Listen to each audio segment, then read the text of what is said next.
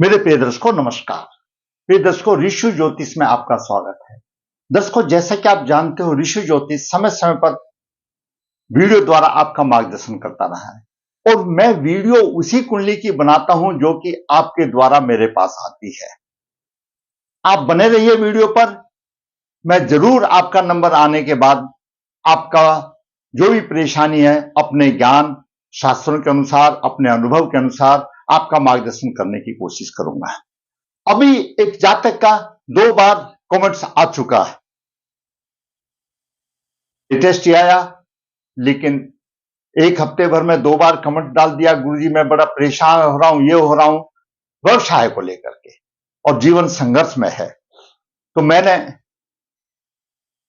सोचा चलो इसका मैं पहले बना देता हूं क्या कहती है उसकी कुंडली, ताकि आपके भी ऐसे हो तो आप भी लाभान्वित होंगे।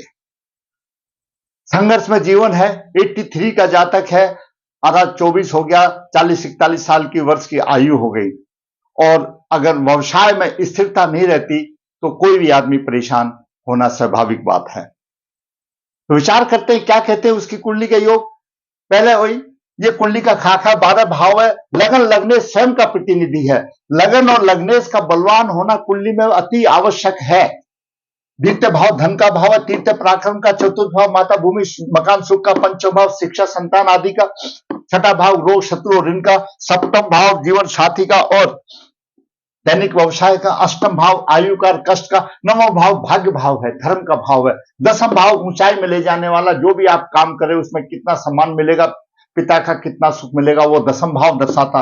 एकादश भाव आपकी इच्छा पूर्ति का भाव है, सोसाइटी का भाव है, आमदनी का भाव है, बड़े भाई का भाव है और द्वादश भाव खर्च का भाव है, किसी प्रकार दंड का भाव है, कोई अपवश का भाव है, किसी प्रकार का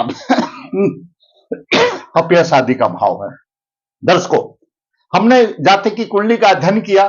जातक की कुंडली में लग्नेश द्वादश भाव में, लगन का स्वामी द्वादश भाव में है और लगन पर भारी प्रभाव है। तो लग्नेश द्वादश भाव में हो गया और लगन पर भारी प्रभाव हो गया, तो यहीं से ही परेशानी शुरू हो जाती है। और आगे सप्तम भाव का स्वामी या दसम भाव का स्वामी बुध है, केंद्राधिपति दोषी हो गया, उसका केंद्राधिपति दोष मुक्त नहीं हो रहा, वह प्रभावहीन है, प्रभाव नहीं दे रहा है। उसके बाद दरिद्र योग है। मैंने पहले भी अपने कई कुंडलियों में बताया था कि ग्रह की स्थिति कैसी भी हो, अगर एकादश भाव का स्वामी द्वितीय भाव में होगा, अगर वह शुभ योग होगा तो दरिद्र योग होगा। वह जीवन भर धनहीन, धन की हानि से धन की हीनता बर्दाश्त करता रहेगा, उसको धन का सुख नहीं मिलेगा। अगर एकादश भाव का स्वामी शुभ ग्रह हो और द्वितीय भाव में हो, अगर एकादश भाव का स्वामी क्रूर ग्रह, पाप ग्रह जैसे सूर्य हो गया, मंगल हो गया, शनि हो गया, ये होने से और द्वितीय भाव में हो तो ऐसा जातक सभी प्रकार के भोगों का सुख पाता है। लेकिन अगर द्वादश भाव का स्वामी, एकादश भाव का स्वामी शुभ ग्रह होगा और द्वितीय भाव में होगा तो हमारे शास्त्रों का यह मत रहा है वह दरिद्र योग मिलेगा। तो इन्हीं बातों पर विचार करते हैं। आज का शीर्षक संघर्ष में जीवन, कोई आशा की किरण नहीं, प्रबल पितृदोष है। दर्शकों, ऐसी स्थिति क्यों बनती है? जो भी हमारे पूर्व जन्म के कर्म हैं उनके आधार पर बनती हैं। मैं आज आपको एक चीज बता देता हूं कि किसी भी प्राणी पर 4 प्रकार का प्रभाव माना गया है। सबसे पहला प्रभाव जन्म के समय पर जो ब्रह्मांड में ग्रहों की स्थिति के द्वारा रचना बनती है, जिसे हम कुंडली कहते हैं, उसका प्रभाव। दूसरा, आपके घर का वास्तु का प्रभाव, आप जहां काम कर रहे हैं उस जगह का, दुकान का या व्यवसायिक स्थल का, उसका भी वास्तु प्रभाव। तीसरा, किसी प्राणी, कोई ऐसा आपका प्राणी जिसकी की मुक्ति नहीं है और उसकी जीवात्मा तृप्त योनि में है, उसका भी प्रभाव हमारे जीवन में आता है।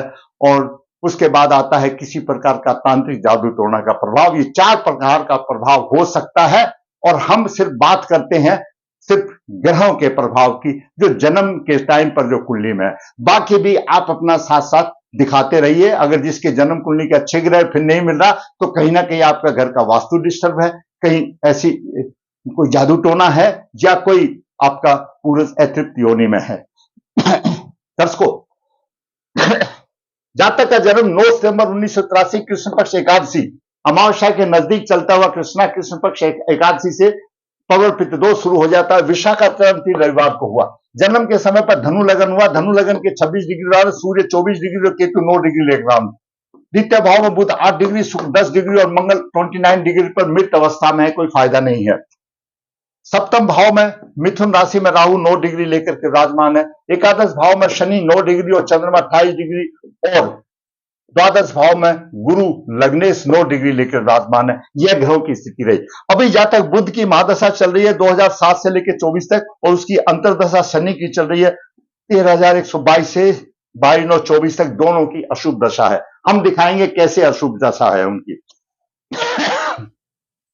दर्शकों, सामान्य तौर पर धनु लगन वाले राशि के, क्योंकि स्वामी इनके गुरुदेव हैं, इनका जो शरीर का जो रचना है सुगठित होता है, अच्छे होते हैं, विचार सामान्य तौर पर दार्शनिक होते हैं।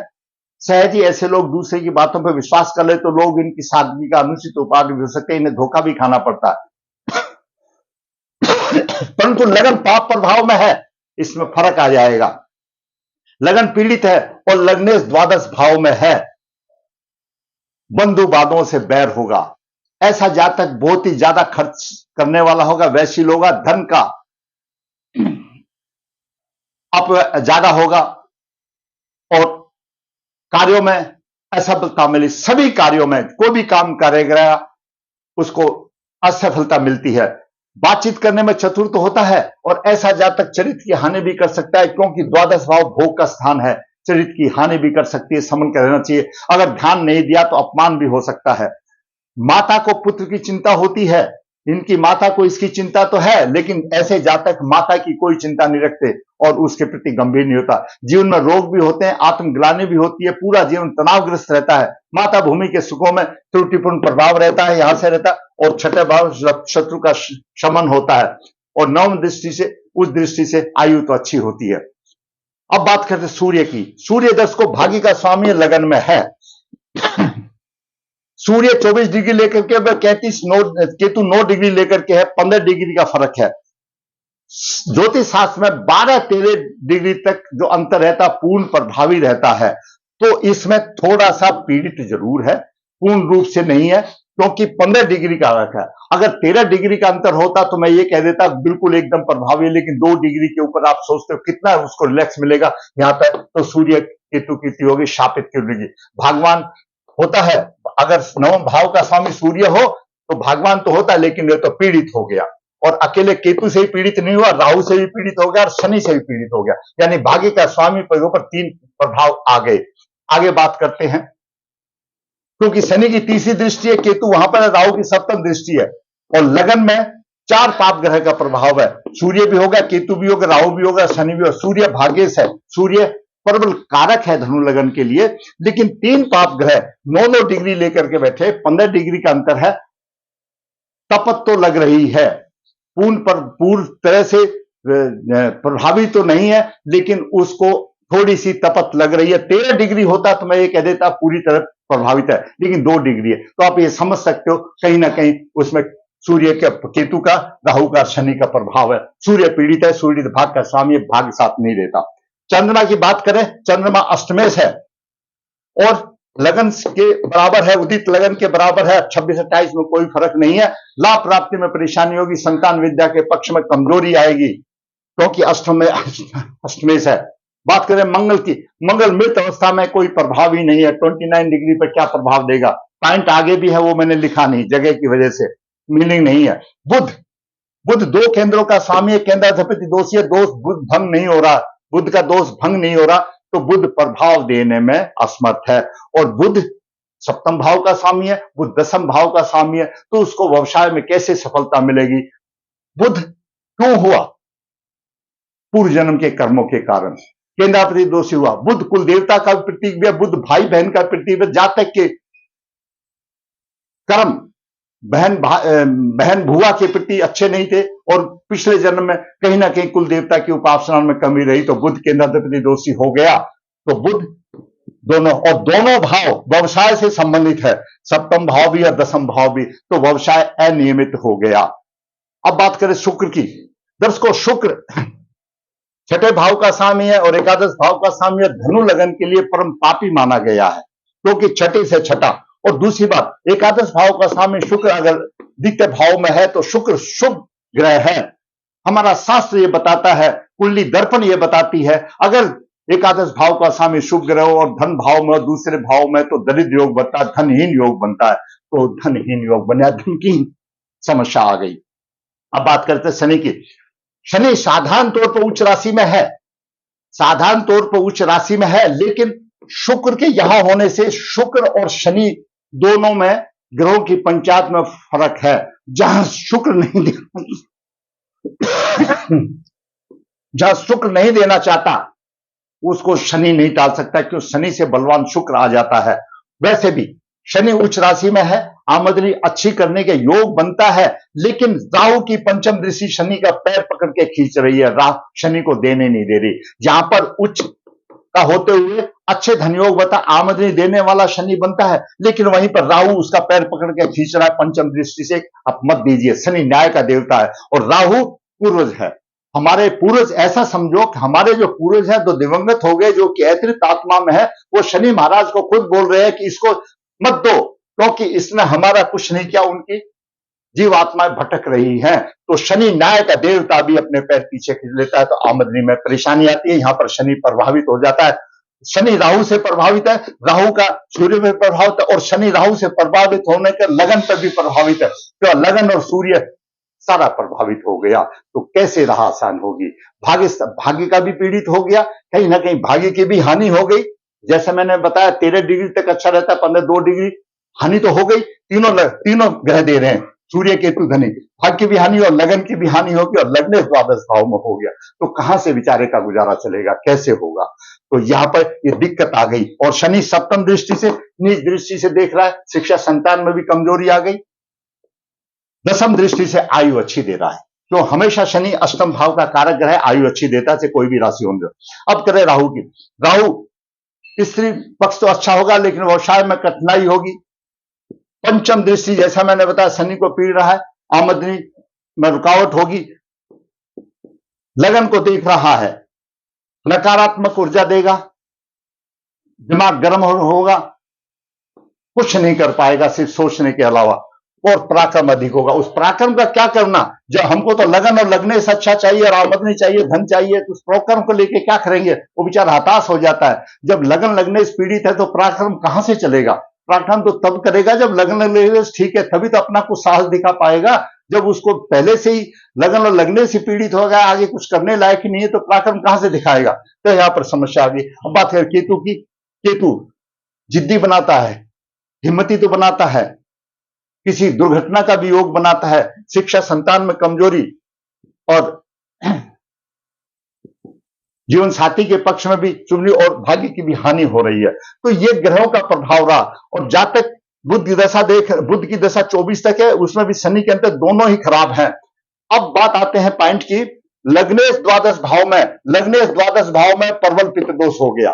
पहली बात, लगन पर भारी प्रभाव है। लगन पर केतु शनि राहु का भारी अशुभ प्रभाव है और ये कुछ प्रभाव किसी हद तक सूर्य पर भी है, सूर्य भाग्य से, यानी भाग्य भी खत्म हो गया। और केतु की नवम दृष्टि भाग्य भाव पर भी है, तो भाग्य भी साथ नहीं देता। बुध केंद्राधिपति दोषी है, कर्मेश सप्तमेश केंद्राधिपति दोषी है, बुध यहां पर है, कोई फल नहीं दे रहा। तो दोषी हुआ क्यों, पूर्व जन्म के कर्मों के कारण हुआ, इसलिए उसको व्यवसाय भी नहीं मिल रहा। दरिद्र योग, एकादश भाव का स्वामी शुभ ग्रह द्वितीय भाव में है। हमारे विद्वानों का मत होता है कि अगर एकादश भाव का स्वामी शुभ ग्रह हो और द्वितीय भाव में है तो दरिद्र योग बनता है। तो कहां से होगा, व्यवसाय नहीं, आमदनी नहीं, कैसे होगा। भाग्य का स्वामी पीड़ित हो गया, लगन पीड़ित हो गया और गुरु पितृदोष में फंस गया। तो ये सारी समस्या जातक के सामने आ गई और परेशानी से भरा हो गया। अब जो कुछ लेके आए अपने कर्म का फल लेकर के आया है। दर्शकों, जितने भी हमारे देवी देवता हैं सबके दायरे बंधे हुए हैं भगवान के कार्य प्रणाली के साथ में। आप ऐसा समझ लो, अब भगवान सुप्रीम कोर्ट है, अपने कर्म का फल भोगना पड़ता है। हाँ, शास्त्र में उपाय दिए गए हैं कि आपका उपाय अगर आपके उस कर्म को धो देता है तो आपको कुछ उससे फायदा हो जाएगा, नहीं तो बिल्कुल नहीं होगा। आपको उसको भोगना ही पड़ेगा, बलि का बकरा बनना ही पड़ेगा। ये दोष क्यों आए? मैंने बताया, बहन भुआ के साथ व्यवहार ठीक नहीं था, कुल देवता के साथ ठीक नहीं था, और पूर्वज इनके अतृप्त आत्मा में घूम रहे हैं। सबसे पहले नारायण बलि श्राद्ध करें। ऐसा जातक सबसे पहले नारायण बलि श्राद्ध करो। नारायण बलि श्राद्ध से आपके पूर्वजों की मुक्ति होगी और आपके अशुभ कर्मों का प्रायश्चित होगा। आप प्रायश्चित करने के बाद में फिर 10 को ऐसी कुंडली अगर किसी की भी है तो ध्यान रखिए, जब बुध केंद्र दोषी है तो प्रायश्चित में निकल गया। उसके बाद आप ध्यान रखिए, लग्नेश का रत्न आप गले में धारण कीजिए। लग्नेश का रत्न गले में धारण कीजिए। गुरु जब धर्म में लगर इसमें धारण होगा तो यहां पर भी अच्छा प्रभाव देगा और नवम भाव में भी अच्छा प्रभाव देगा। आप लग्नेश का गुरु पुखराज रत्न गले में धारण कीजिए। और सूर्य, इन राहु केतु शनि से पीड़ित हो रहा है, और सूर्य का रत्न आप अंगुली में धारण कीजिए, दाहिने हाथ में उंगली में धारण कीजिए। आपका भाग्य प्रबल होगा और आप भाग्य की, और शनि के उपाय आपको अवश्य करने पड़ेंगे, राहु के आपको उपाय करने पड़ेंगे। शनि तो फिर भी दे देगा, लेकिन राहु के उपाय आपको करने पड़ेंगे। और राहु के उपाय बड़े सरल हैं दोस्तों। राहु आपका पितामह है, उसके नियमित रूप से अमावस्या निकालिए, श्राद्ध निकालिए, तो वो उसी से खुश हो जाएंगे। और पहली बात तो जब नारायण बलि श्राद्ध कर दिया तो आपकी आधी प्रॉब्लम खत्म हो जाएगी। नारायण बलि श्राद्ध करिए। और ऐसे जातक को अगर कोई अविवाहित है तो दाम्पत्य जीवन मधुरता के लिए कुंभ विवाह या अर्क विवाह कर लेना चाहिए, दाम्पत्य जीवन सुकून होगा। लेकिन नारायण बलि श्राद्ध जरूर करना पड़ेगा। आपका अगर नारायण बलि श्राद्ध नहीं हुआ है, नहीं किया, तो उन पूर्वजों की मुक्ति नहीं हो सकती। नारायण बलि श्राद्ध एक ऐसी क्रिया है, ऐसी एक पूजा है, ऐसी एक पितृदोष पूजा है जो कि सस्ते में पूर्वजों की मुक्ति हो जाती है। और जो जितने भी और जो उपाय है वो बहुत महंगे हैं, मैंने आपको पहले भी वीडियो में बताया। तो मैंने जातक जो परेशान हो रहा है 2 बार कमेंट्स बॉक्स में लिख दिया। दूसरा, वैनाशिक नक्षत्र मघा है। विनाशिक नक्षत्र से 22वां नक्षत्र वैनाशिक होता है, विनाश करने वाला होता है। विशाखा से 22वां नक्षत्र मघा है। मघा के स्वामी केतु, केतु विनाशिक बना हुआ है। केतु के उपाय के लिए कुत्ते को रोटी डालें और गणेश जी भगवान की आप पूजा करें। मैं कहता हूं आपका जीवन सफल हो जाएगा, आपकी सारी प्रॉब्लम दूर हो जाएंगी। दर्शकों, मैंने थोड़े से समय में एक संघर्षशील आदमी की कुंडली में मैंने विश्लेषण करके, जो बेचारा परेशान हो रहा है, कोई अमित सोनी नाम से है, कहीं अलवर से है, उसने क्लियर लिखा है, आप कमेंट बॉक्स में देख सकते हैं।